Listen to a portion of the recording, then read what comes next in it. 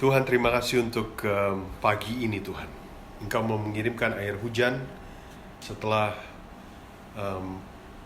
suasana atau cuaca yang panas selama 2 minggu terakhir ini Tuhan. Terima kasih untuk hujan pada hari ini Tuhan. Bapa, kiranya Engkau bersama-sama dengan kami pada pagi hari ini, memberikan pencerahan kepada kami semua akan kebenaran firman-Mu. Roh Kudus, kiranya Engkau buka mata hati pikiran kami agar kami bisa mengerti, bukan hanya secara intelektual, tapi juga kami aplikasikan dalam hidup kami sehari-hari Tuhan. Bapa, ampunilah segala dosa dan kesalahan kami, singkirkan segala hal yang tidak berkenan padamu di hari ini Tuhan. Agar kami sungguh-sungguh berkonsentrasi untuk firman-Mu ini. Tuhan, kami berdoa untuk teman-teman yang tidak bisa hadir pada hari ini. Gra yang sakit sekali lagi, Pak Made yang sedang melakukan tugas pelayanan misi, Engkau lindungi mereka semua, dan Joe yang dengan sekeluarga sedang pergi berlibur, Engkau juga berikan waktu yang indah bagi Joe dan keluarganya Tuhan.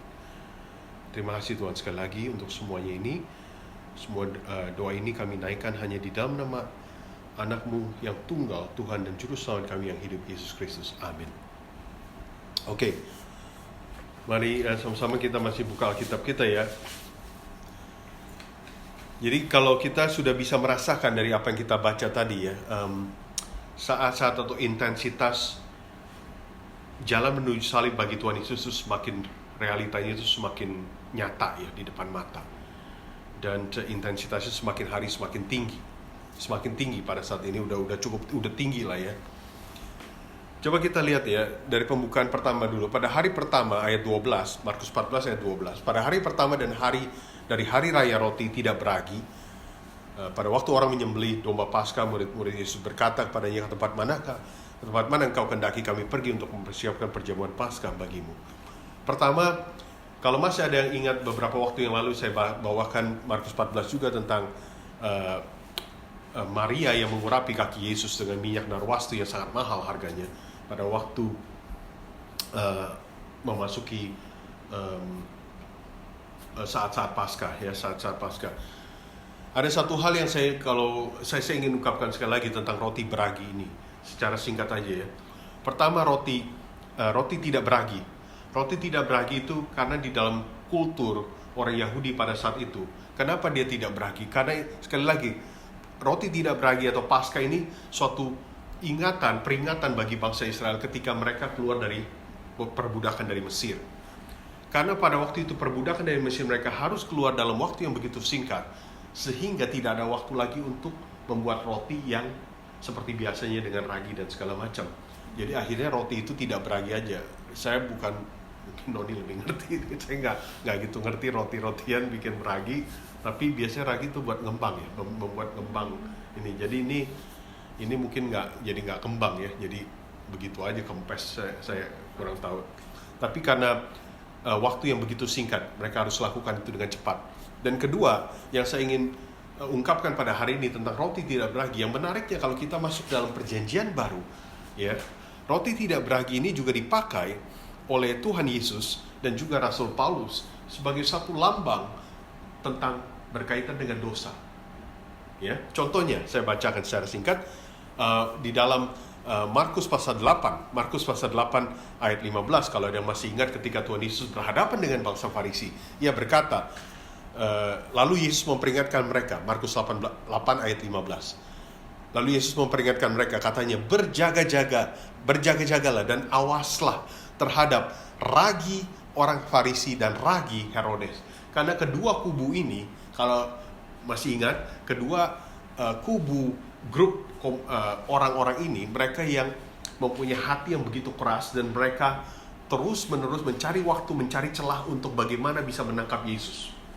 Dan ini saatnya sekarang Markus 14, celah bagi mereka terbuka dengan lebar.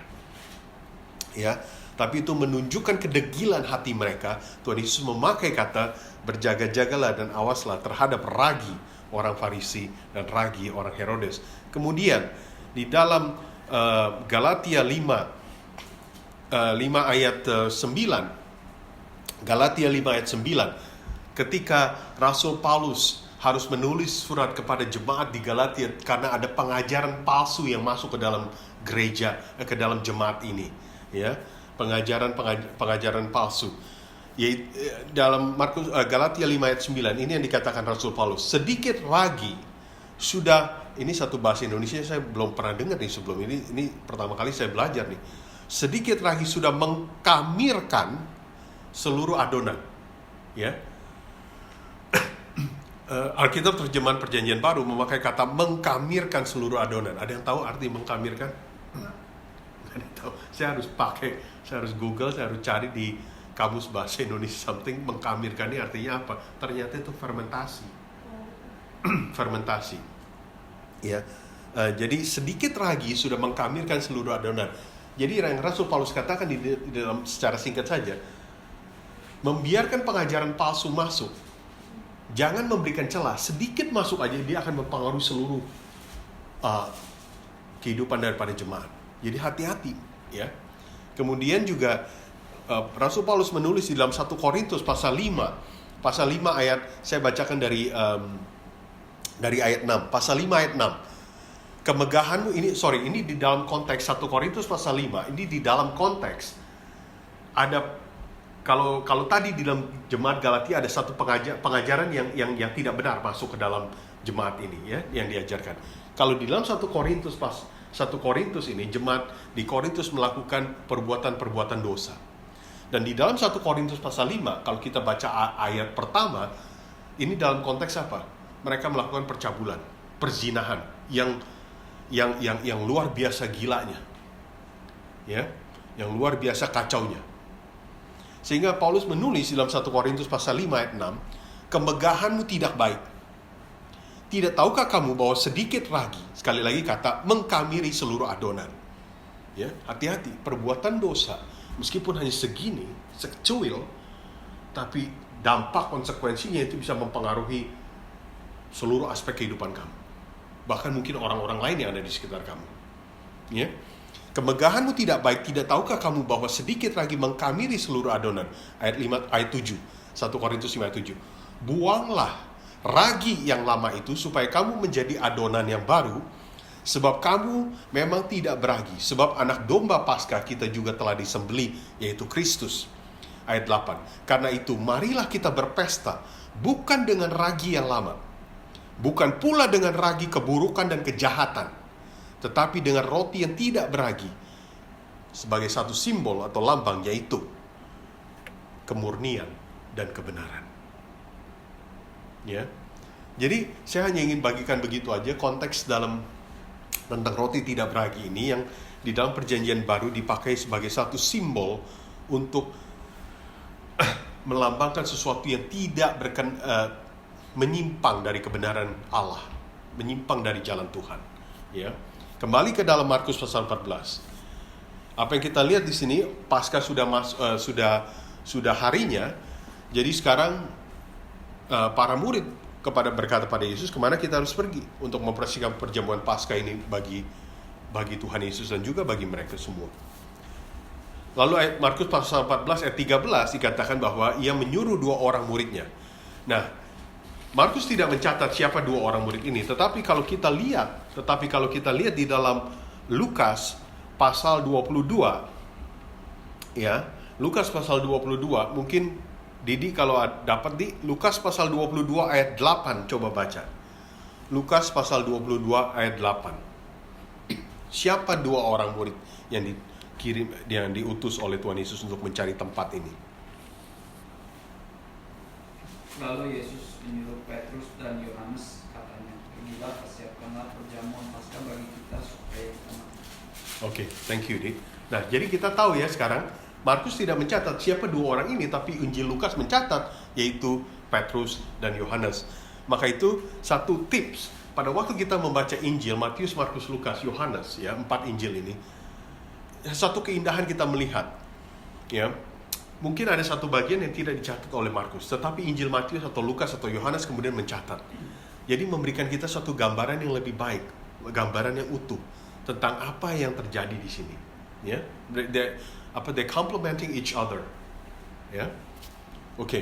Lalu 14 ayat 13, pergilah ke kota Pergilah ke kota, kata Yesus, di sana kamu akan bertemu dengan seorang yang membawa kendi berisi air, ikutlah dia.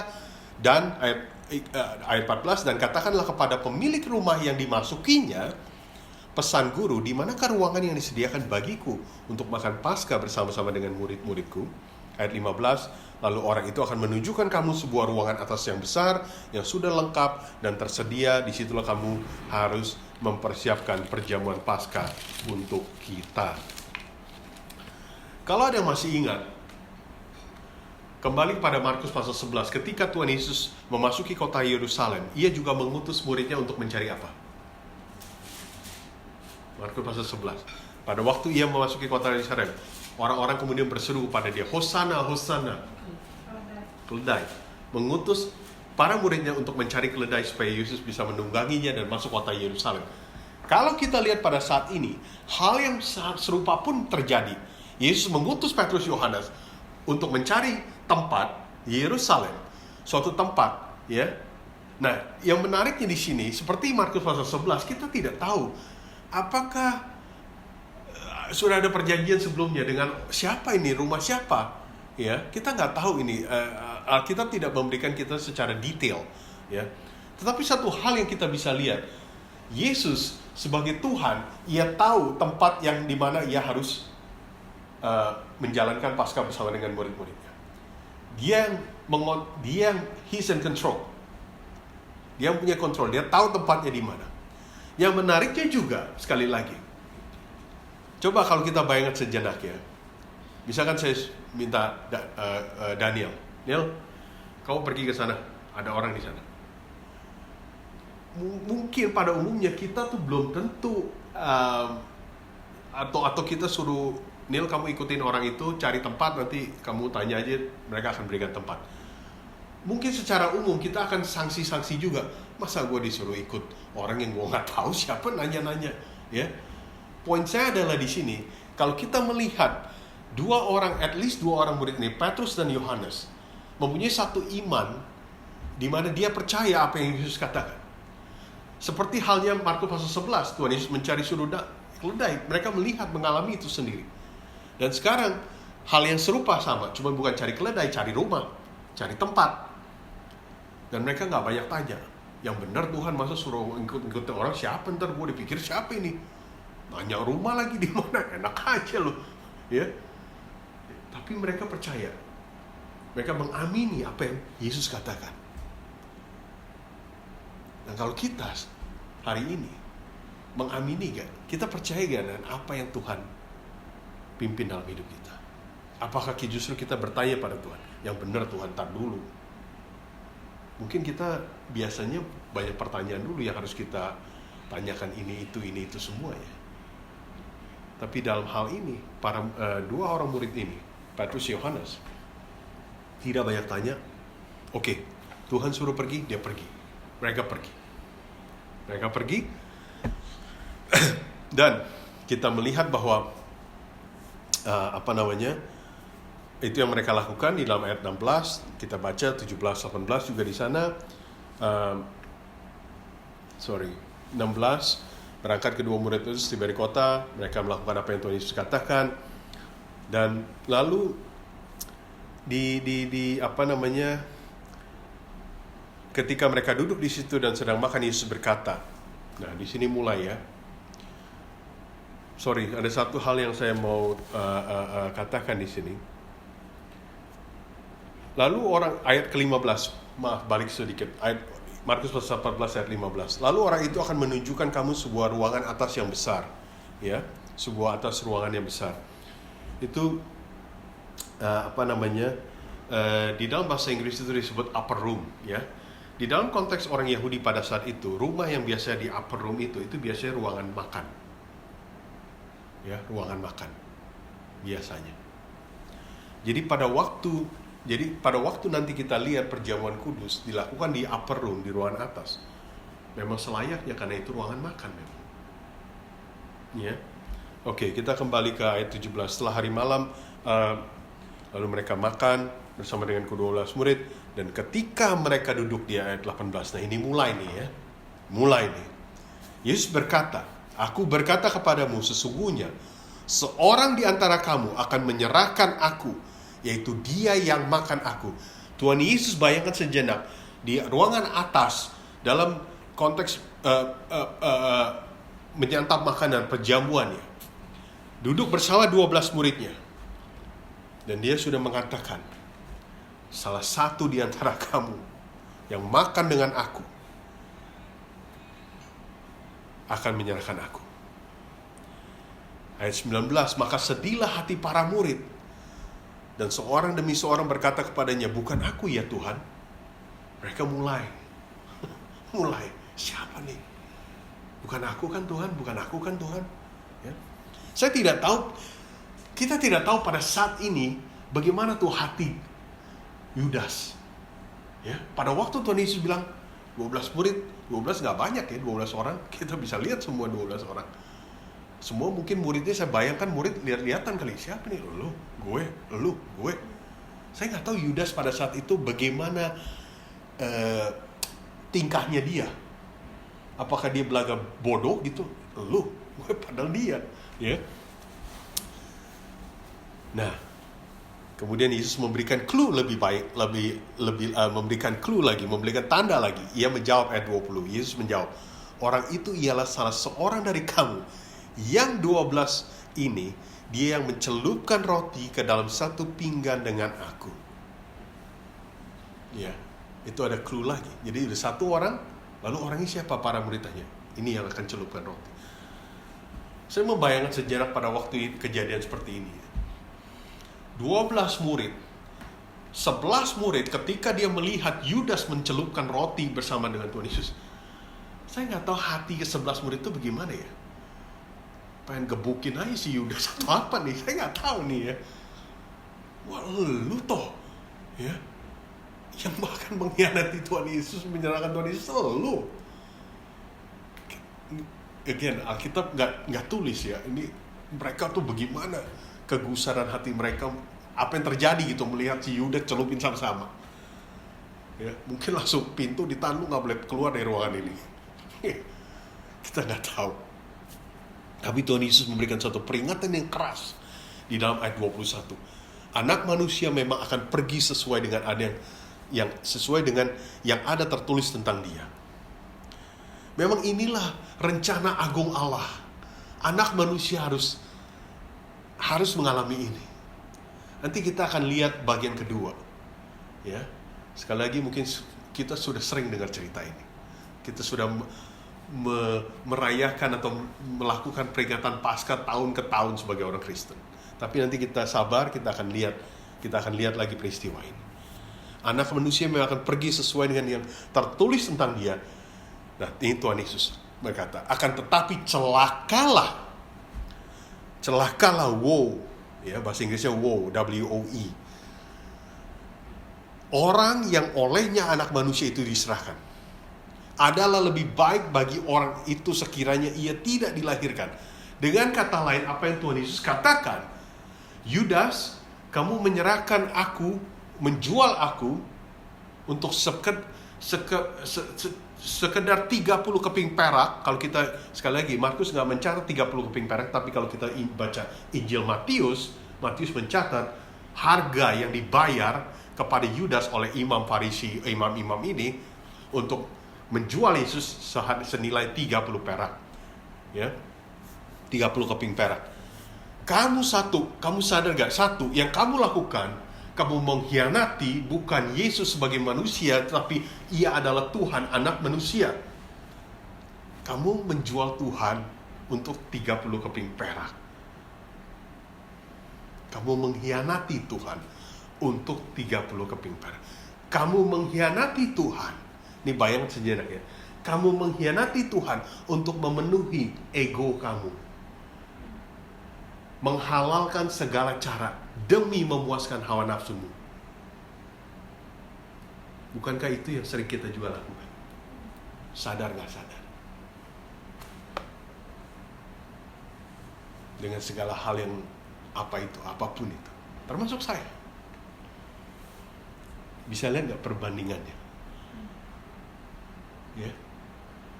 Kedua, Tuhan Yesus bilang, kenapa lebih baik orang ini tidak lahirkan? Tuhan Yesus sebenarnya mengingatkan Yudas, kalau Yudas berpikir jernih pada saat itu. Selain kamu menjual, mengkhianati Tuhanmu, kedua, kamu sadar gak konsekuensi dari dosa yang kamu lakukan itu apa nantinya? Konsekuensi itu gak main-main. Dan benar kan? Apa yang terjadi dengan Yudas kita tahu. Dia bunuh diri akhirnya. Penyesalan dia yang sedemikian rupa dibunuh diri akhirnya. Kita bisa lihat gak di sini? Bahayanya ketika kita bermain dengan hal-hal kegelapan atau dosa. Sepertinya nikmat untuk sementara. Sepertinya jaya dapat 30 keping perak. Saya bisa beli ini, beli itu, segala macam. Tapi dampak konsekuensi dari itu, wah luar biasa bahayanya. Maka itu kembali lagi, simbolisme daripada roti tidak beragi. Ragi itu sedikit saja dia mempengaruhi seluruh adonan. Dosa sekecil apapun jangan pernah anggap remeh atau enteng, karena itu akan mempengaruhi, memberikan konsekuensi yang luar biasa tanpa kita duga. Dan ketika kita tahu, tahu sudah telat.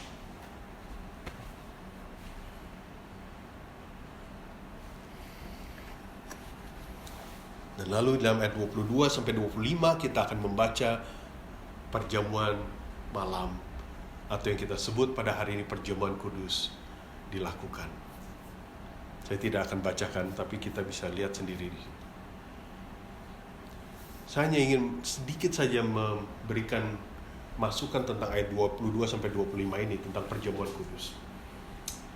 Tuhan Yesus mengatakan bahwa ambillah, ketika Tuhan Yesus memberikan memecahkan roti, ambillah inilah tubuhku. Lalu ketika mereka semua minum dari cawan yang dituangkan, Tuhan Yesus mengatakan bahwa inilah darahku, darah perjanjian yang ditumpahkan bagi banyak orang. Karena itulah ini sebagai satu, mungkin pada saat ini para murid masih belum begitu sebagai ini satu gambaran bahwa darah Yesus, ia harus mati di kayu salib. Darahnya menyucikan kita semua orang berdosa yang ketika kita beriman dalamnya, ya, tubuhnya akan dihancurkan. Nah, jadi di dalam perjamuan kudus ini, ingat ya sekali lagi, ya bedanya bedanya perjamuan pada saat itu, ingat ya, mereka di ruangan atas yang merupakan ruangan makan. Jadi yang mereka lakukan itu memang perjamuan, makan, seperti makan malam. Bukan perjamuan yang seperti kita lakukan hari ini di gereja dengan sekeping roti lalu minum secawan gitu. Tapi pada saat itu, ketika mereka melakukan perjamuan kudus, itu konteksnya they're having a feast. Mereka tuh makan. Demikian pula nanti kalau kita baca Paulus pun, kalau nggak salah 1 Korintus, ketika orang-orang melakukan hal yang enggak memperlakukan perjamuan kudus dengan seenak-enaknya, itu dalam konteks perjamuan tuh benar-benar perjamuan makan. Jadi bukan cuma sekedar seperti yang kita lakukan saat ini. Tapi tentu dalam konteks gereja hari ini ya susah. Kalau kita perjamuan, gimana lagi kebaktian rame-rame perjamuan makan ini makan itu, bisa kacau banget kebaktiannya, ya.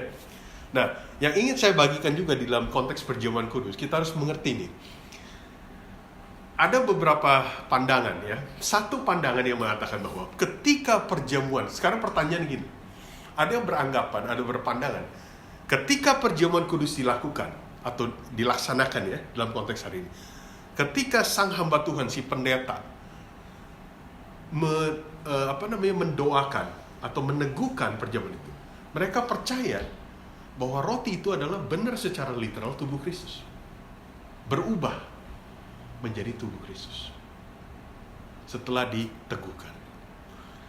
Tetapi ada satu pandangan lagi yang mengatakan bahwa enggak gitu. Ini adalah satu peringatan, ya, satu peringatan yang Tuhan ingin kita lakukan untuk mengingat pengorbanan yang Dia lakukan, pengorbanan yang Dia harus jalani. Itu bukannya tubuh Kristus secara literal, tapi itu satu simbolisme, satu peringatan. Nah, percaya tidak percaya ini menjadi perdebatan di dalam dunia teologi. Dan pandangan saya terus terang, kita nggak tahu jujur yang mana gitu. Tetapi poinnya adalah kita tahu satu hal, Tuhan Yesus telah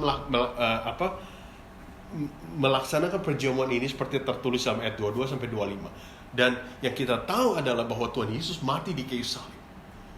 Dan yang kita tahu adalah bahwa memang kalaupun perjamuan kudus misalkan itu hanya peringatan, tetapi peringatan itu bukan peringatan yang enteng-enteng gitu. Bukan peringatan yang kita main-main pada waktu kita melakukan. Kita mengamini perjamuan itu. Pada waktu kita mengambil hosti roti kecil itu dan minuman, kita mengamini itu. Jadi bukan hanya sekedar simbolisme peringatan begitu saja, tapi suatu peringatan yang mempengaruhi jalan hidup kita setiap hari, pagi, siang, malam. Sebagai pengikut Kristus, sebagai orang yang beriman dalam Kristus, sebagai orang yang percaya padanya. Bukan hanya sekedar peringatan begitu aja. Maka itu saudara-saudara, teman-teman, pada waktu kita mengikuti perjamuan kudus, make sure, pastikan hati dan pikiran kita itu betul-betul di dalam Tuhan. Kalau seandainya, mungkin ada yang tidak setuju dengan pandangan saya, tapi kalau seandainya kita tidak mengerti makna daripada perjamuan itu, lebih baik skip. Meskipun kita mengatakan kita sudah dibaptis, tapi kalau kita tidak mengerti makna, esensi dari perjamuan itu apa, dan kalau kita menganggap itu cuma main-main peringatan begitu saja, saran saya terus terang lebih baik skip. Jangan diambil. Meskipun kamu sudah dibaptis.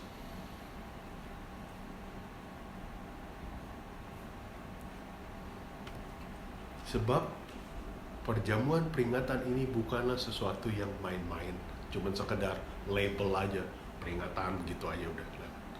No, itu ada makna yang sangat luar biasa pentingnya harus kita mengerti sebagai pengikut Kristus. Kalau kita tidak mengerti, terus terang, kita harus merefleksikan diri kita selama ini kita ikut Kristus itu ngapain? Siapa Kristus bagi kita sebenarnya? Ya. Oke. Nah, kita masuk yang ketiga, bagian ketiga di sini ayat 26. Sesudah mereka menyanyikan nyanyian pujian, ya. Saya nggak tahu nyanyian pujian macam apa yang mereka nyanyikan, ya. Dan pada saat itu saya bayangkan mereka a cappella, nggak ada keyboard, nggak ada apa itu. Ya, di ruangan itu nggak ada pemain musik di sana, ada juga nelayan. Pergilah mereka ke Bukit Zaitun.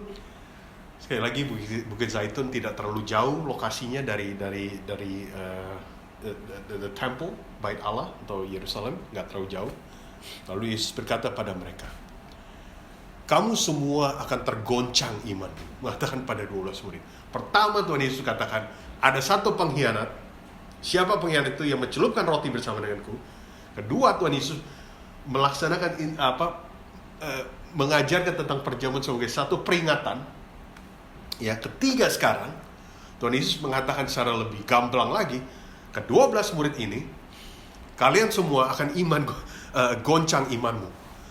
Tergoncang imanmu, kalau di dalam Alkitab terjemahan Perjanjian Baru, tetapi di dalam Alkitab yang terbuka AYT, saya lebih suka AYT kadang-kadang, karena AYT again dalam bahasa Inggris dia mirip ESV.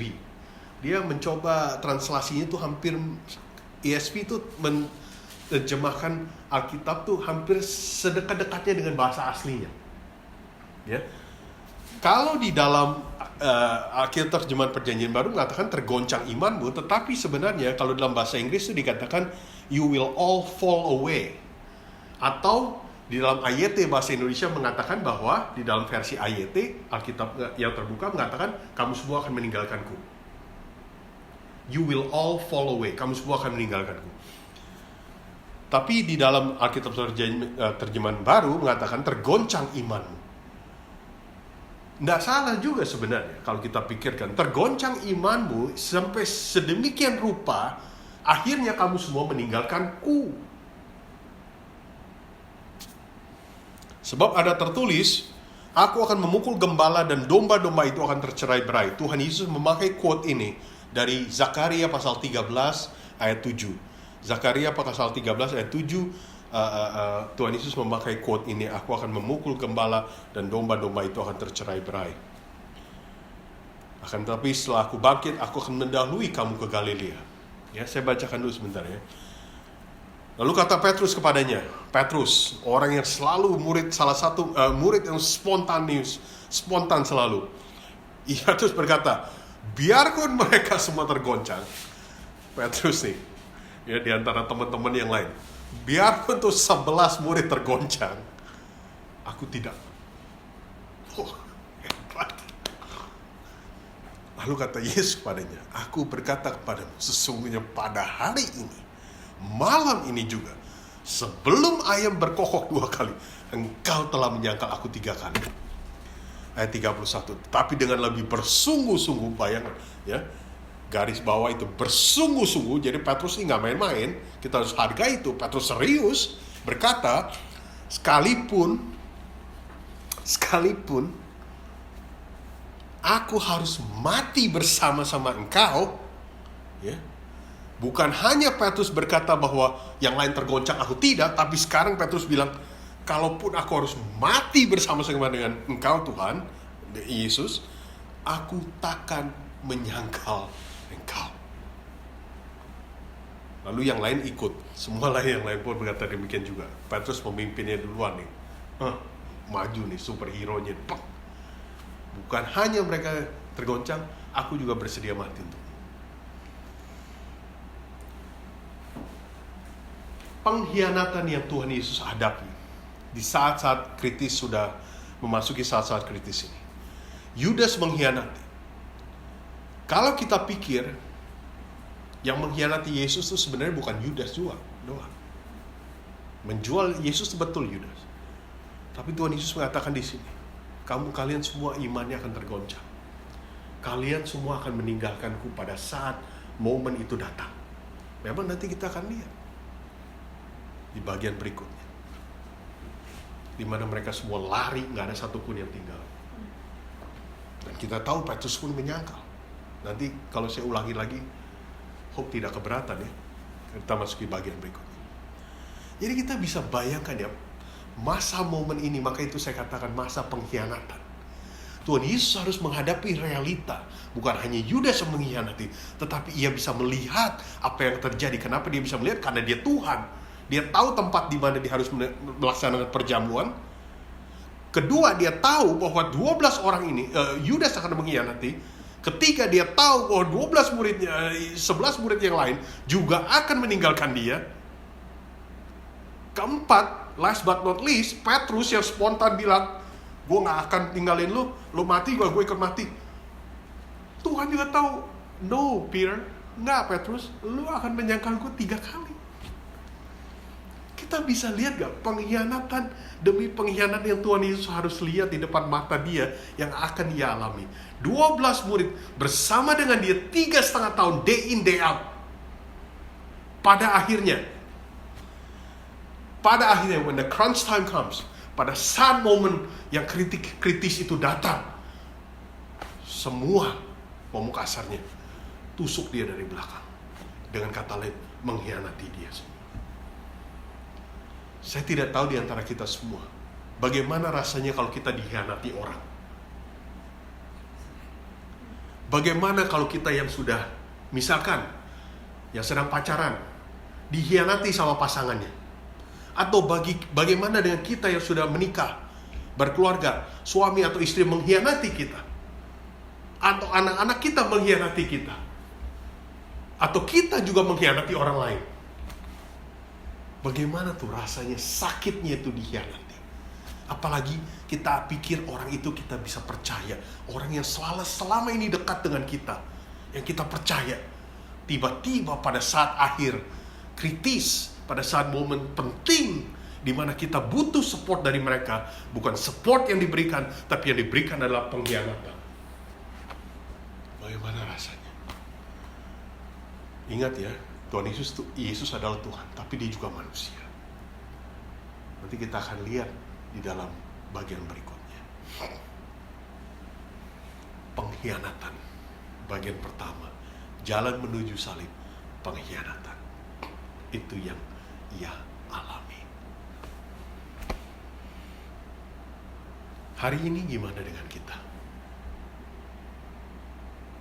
Kalau kita melakukan tanggung jawab hidup atau melaksanakan hidup kita sebagai pengikut Kristus dengan seenak jidat, melakukan hal-hal yang sekali lagi bermain-main dengan dosa, no problem. Saya ingin men-challenge, saya ingin menantang kita semua, bertanya dalam hati kita, apakah kita sesungguhnya mengkhianati Yesus?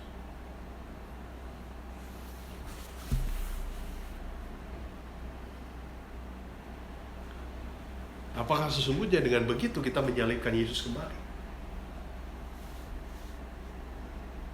Coba pikirkan.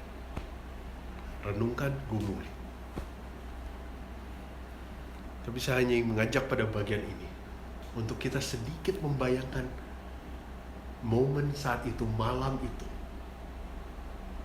Duduk bersama dengan 12 murid melakukan perjamuan, tapi pada saat bersamaan Tuhan Yesus tahu 12 murid ini, terutama yang satu akan menjual dia dan yang 11 akan kabur semua. Saya nggak tahu momen makan malam yang seperti apa pada saat itu. Dan Petrus juga akan menyangkal dia. Orang yang spontan yang bilang, ya saya akan ikut Yesus. Mungkin hari ini juga banyak ya, kadang-kadang orang Kristen, ya amin, haleluya, saya akan ikut Tuhan. Tapi begitu badai datang, di mana lu Tuhan? Ya. Apakah kemudian kita akan ambil tas kita, thank you very much Tuhan, terima kasih banyak, goodbye.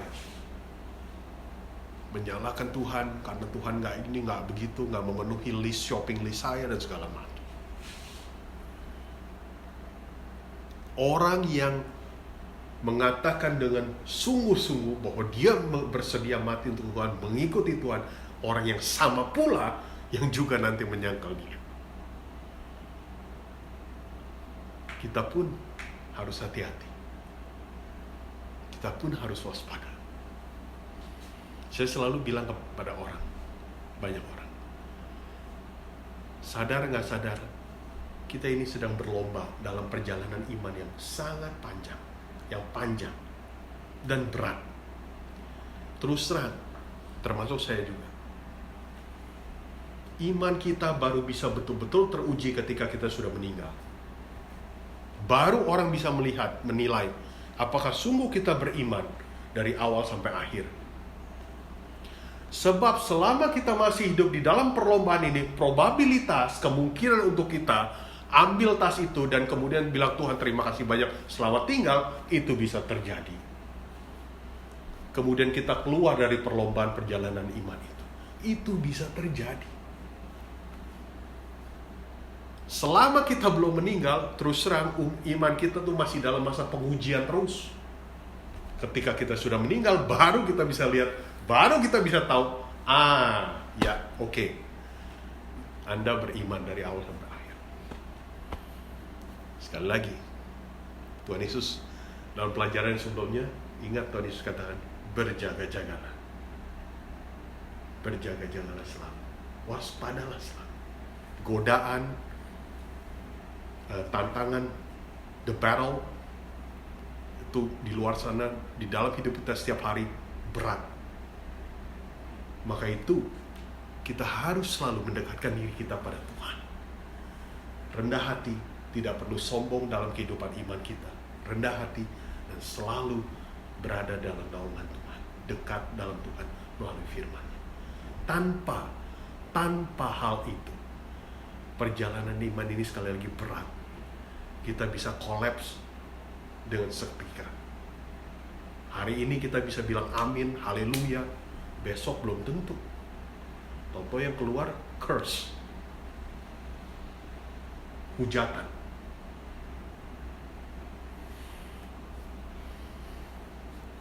Jadi sekali lagi hari ini tentang jalan menuju salib bagian pertama, pengkhianatan. Saya ingin mengajak kita semua untuk bergumul, merenungkan, dan berpikir dalam kita mengikuti Tuhan.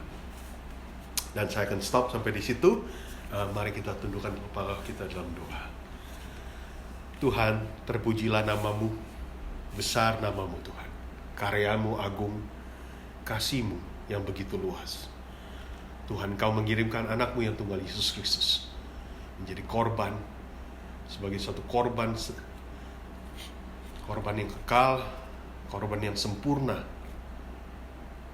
untuk menghapuskan kami, menyucikan kami dari dosa, agar kami layak berada di hadapan-Mu suatu hari nanti Tuhan. Bukan karena usaha kami, tapi karena Kristus yang telah mati di kayu salib, memberikan pengharapan kekal bagi kami semua. Tuhan, ajarlah kami setiap hari untuk memaknai, untuk mengerti dengan lebih lagi setiap hari dalam hidup kami, bahwa pengorbanan-Mu itu bukan hanya sekedar cerita-cerita dongeng Tuhan, tapi sungguh-sungguh pengorbanan yang luar biasa, yang mungkin atau kami pastikan kami tidak ingin berada dalam situasi seperti itu. Tuhan, kami belajar hari ini. Ajar kami Tuhan, kuatkan kami, agar kami tidak menjadi pengkhianat-Mu, tapi kami sungguh-sungguh menjadi pengikut-Mu yang setia, berharap pada-Mu, bersandar pada-Mu setiap hari, setiap saat, pagi, siang, malam, hujan, panas, bersandar pada Engkau selalu dalam firman-Mu Tuhan. Ampuni kami, tolong kami Tuhan, angkat kami selalu, kuatkan kami, lindungi kami Tuhan, di dalam menghadapi atau melakukan perjalanan perlombaan iman ini. Kami tidak bisa lakukan sendiri, kami butuh-Mu Tuhan, butuh pimpinan Roh Kudus dalam perjalanan yang berat ini, agar kami pada akhirnya bisa mencapai garis akhir dengan baik dan dengan setia. Terima kasih Tuhan sekali lagi untuk firman-Mu. Kiranya Engkau pimpin kami semua, dan segala kemuliaan Tuhan, segala kemuliaan hanya bagi-Mu saja Tuhan. Dalam nama Tuhan Yesus, doa yang jadul sempurna ini kami naikkan. Amin.